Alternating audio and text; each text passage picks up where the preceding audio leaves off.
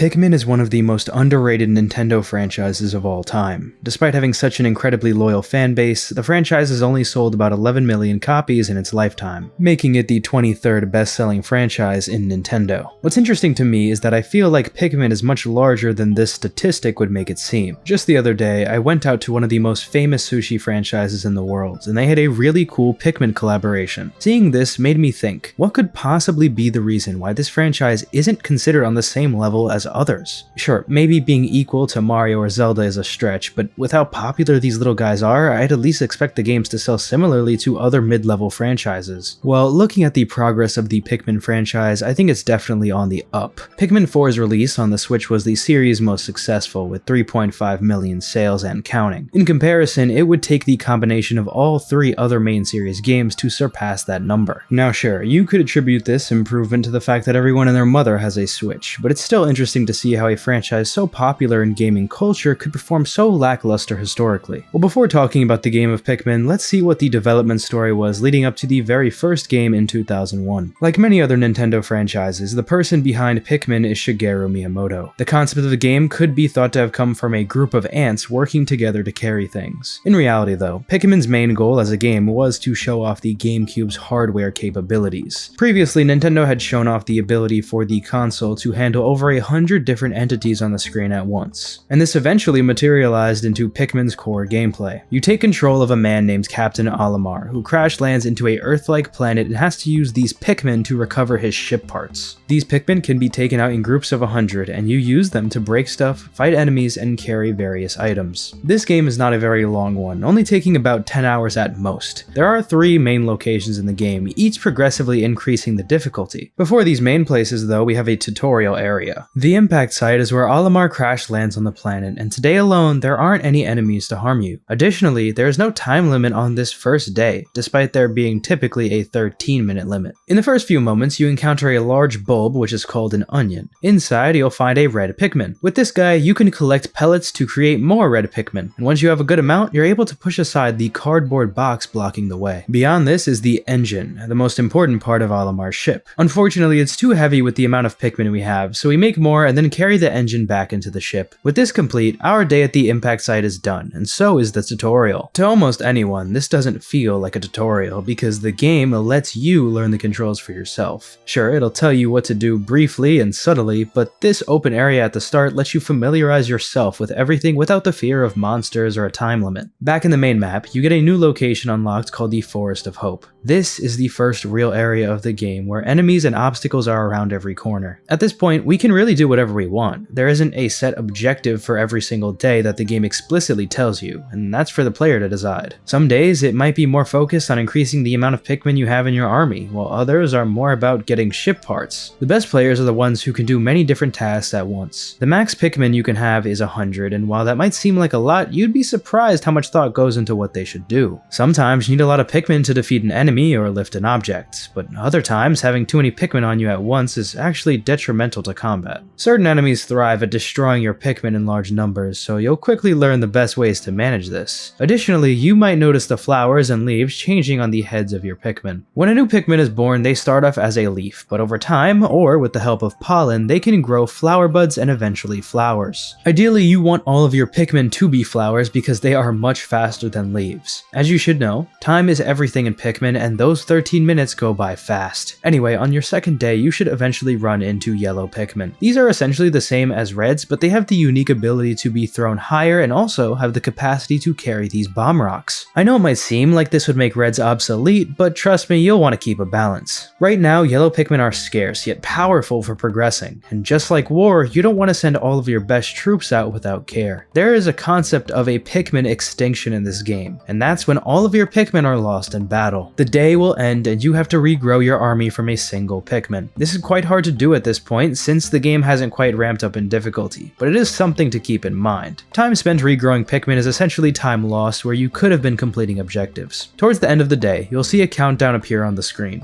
Any Pikmin that aren't safe in your possession or base will be lost to the enemies at night, so make sure you don't leave any behind. Once you leave the planet, Olimar will recount the day in a journal entry. Sometimes he'll drop crucial information in these, or they're just interesting to read. Then you see a screen detailing a couple different statistics from the day, things like how many Pikmin you've gained or lost with specific details about the the types of Pikmin you currently have. At one point you'll unlock the next location in the game, the Forest Navel, and while we aren't exactly done with the Forest of Hope, we'll need to do a few things in the Forest Navel before we go back to the Forest of Hope. Anyway, the Forest Navel is a cave-like area, and when you land, you'll notice a substantial amount of environmental differences. There are new enemies, hazards like fire and water, and new blue-colored pellets. I think you know what this means. Anyway, the thing about this place is that you'll learn quickly the importance of keeping different types of Pikmin on you. Certain enemies can blow fire right onto your Pikmin, which seems bad until you realize that reds are completely resistant to it. Yellows, on the other hand, not so much. While you walk around, you'll notice a new type of Pikmin inside of the blue onion. These blue Pikmin have the unique ability to survive underwater, something our other two Pikmin types have been unable to do up to this point. The blues give us the capacity to complete nearly any objective now, but we have to make sure we don't mix them up with the others. The last thing you want to do is go into water with other kinds of Pikmin and not realize it. The next few days in the Forest Navel fully explore the real-time strategy elements of Pikmin. There are things for all of your Pikmin to do, and you'll need to carefully guide them to areas where they will be safe. For example, you don't want to have non-red Pikmin carry ship parts through fire. You also want to take care of enemies in the way of any type of Pikmin so they don't get attacked while carrying stuff. Some people like to set up their environment so they can divvy up their army to do the most work at once, while others like to do only things one at a time. Regardless, there's not one correct way to handle situations, and this area will help you develop your own style of playing Pikmin. Something quite scary in this place though is the presence of a big boss type of enemy. These are not often encountered, but this guy can stomp all over your Pikmin if you let it, and reducing your numbers drastically. These boss types are usually best handled with a smaller group of Pikmin that are easier to control. Remember, while you might have more firepower with more Pikmin, you're actually a lot more vulnerable like this. After a couple more days in the Forest Navel, you'll be able to collect all of the parts here. Now we can return to the Forest of Hope and get the remaining ship parts. The addition of blue Pikmin is really all we needed to finish up here, but it's not just as easy as walking in the water to find parts. There are still plenty of enemies here to stop us from carrying things in peace. It's almost like the game made sure to make these enemies more difficult because they knew you'd be coming back from the tougher Forest Navel. After finishing up in the Forest of Hope, we actually do have one more part to collect in the Impact site. You will have to beat a boss creature, but that really isn't going to take all day, so there isn't really a better time than now to max out your troops with all the pellets here. Now that we're done with all the other areas, we can go to the final location, the Distant Spring. You'll notice that this is quite the serene place, and it's also a lot more open than the previous two areas. Because of this lack of tight spaces, they decided to make the enemies very difficult to deal with. These frog guys have a ton of health and will take out tons of your Pikmin if you don't carefully avoid them. In fact, most enemies here have unique quirks that make you think more than just tossing your Pikmin on them. As for the actual challenges, it feels like this place was made in a lot more of a puzzling way. There are very few areas that you can reach without thought, whether that's because of the pressure of being attacked by enemies or just by some confusing design. Certain areas will have you guiding or tossing your Pikmin onto narrow ledges, which takes patience. Also, sending your Pikmin to carry back parts feels significantly more scary than in the Forest Navel. While in that place you did have to worry about the Pikmin's weaknesses to fire or water, the enemies in the Distant Spring will destroy them regardless of their type. And the option of defeating everything beforehand is also a bit daunting due to the size of the place. Fortunately, you have a lot of days left most likely, and it's not uncommon to make it to this area with almost 20 days to spare. Remember, unless you're trying to challenge yourself, there's actually not really a rush. Beating the game doesn't require every ship part, but even 100%ing it isn't that hard to do with the time they give you. Besides the new challenges in the Distant Spring, there aren't many new concepts here except for these flowers that will change the type of Pikmin that go into them. These can be quite helpful for solving puzzles that can only be handled with specific types. Also, it can save you time if you lose a bunch of Pikmin in a fight and quickly need to change some reds into blues, for example. Eventually, you'll collect every single part here, and you'll notice there is one remaining. A new area opens up called the Final Trial. Due to the lack of hand-holding, you'll arrive with little clue of what awaits you. One could assume a massive boss fight, but all we can see now is a sort of obstacle course requiring every single type of Pikmin to work together to get through it. At the end is a door. Breaking it reveals a strange thing in the middle of a sandpit. Approaching it awakens the final boss, Emperor Bulblax. To an inexperienced player, you will surely be crushed by this thing's attacks the first few go-arounds, but by using a combination of red Pikmin and yellow Pikmin with bomb rocks, it can be drastically weakened and attacked. Once you figure out the right technique, this fight isn't that hard, and you can defeat it and retrieve the final ship part. With this, we say our farewells to the Pikmin, who give us a cute salute as we take off. With the guidance of Olimar, the Pikmin have become brave and strong, now not being scared to fight monsters on their own. As he leaves, Olimar looks back with a bittersweet relief, knowing that he is now safe, but also a little sad that he won't see the Pikmin anymore. After going through this game again, it still sucks to see how poorly it performed initially. To be honest though, I don't think it has much to do with the gameplay and more so the marketing. The GameCube itself was not a great selling console, so a brand new franchise coming out and trying to make a name for itself is certainly not in the best position to succeed. Even with a port to the Wii, the game remained quite niche. In general, the only reason why most people outside of Japan knew about Pikmin was because of Olimar's inclusion in Super Smash Bros. Brawl. It's hard to pinpoint exactly why, but Japan always seems to have loved Pikmin much more than the West. Maybe it's because of the cute nature of the Pikmin or the relaxing gameplay, which is not typically as exciting as Western games. Regardless, this game had very poor marketing here, and that problem was consistent for 2 decades. Fortunately, Pikmin 4 and Pikmin Bloom brought the franchise to 2 of the biggest platforms in gaming, the Switch and mobile. It just sucks that it took this long for Nintendo to actually lock in and take advantage of the goldmine they had with these Pikmin. It's not like they didn't already know how merchandisable they are, and the games themselves have always been considered good by fans and critics alike. Maybe it was the negative feedback loop where they saw how the previous games underperformed and therefore were scared to put too many resources into the new games. They did end up re-releasing the first 2 Pikmin games on the Switch, which I couldn't find accurate sales number for, but I would at least assume they sold decently for being very simple ports, honestly. Pikmin is one of those games which I've always looked at from a comfortable distance. When I was a kid playing Super Smash Bros. Brawl, I saw Olimar and always wondered where he came from. Eventually, when I learned that he had his own game called Pikmin, I didn't actually understand what it was supposed to be. Because of this confusion, I was never passionate enough to ask my parents for the game, and it went into the backlog indefinitely. Eventually, I had tried it for myself, and I was blown away. It had a unique balance of peace and action. The music and visuals are still beautiful to this day, but the gameplay was actually really stressful sometimes. Real-time strategy games are not a genre which I engage with often. Actually, I'm pretty sure Pikmin is the only RTS-like that I've ever played. The only thing similar that I've played is a game about World War II called Hearts of Iron 4, and I guess in its own way, Pikmin is a game about war. Olimar commands his army of Pikmin, each with certain properties and resources that need to be allocated properly with care. The first Pikmin game is not a very complicated experience, and that game is extremely short. However, I think that this is a phenomenal introduction to the series that has aged very well, all things considered. I'm not gonna lie though, Pikmin 2 does make an insane amount of improvements, but that doesn't discredit the quality of the first entry in the franchise. So if you haven't gotten to try out Pikmin yet, I would definitely say to give it a playthrough and see if you like it, because I certainly did.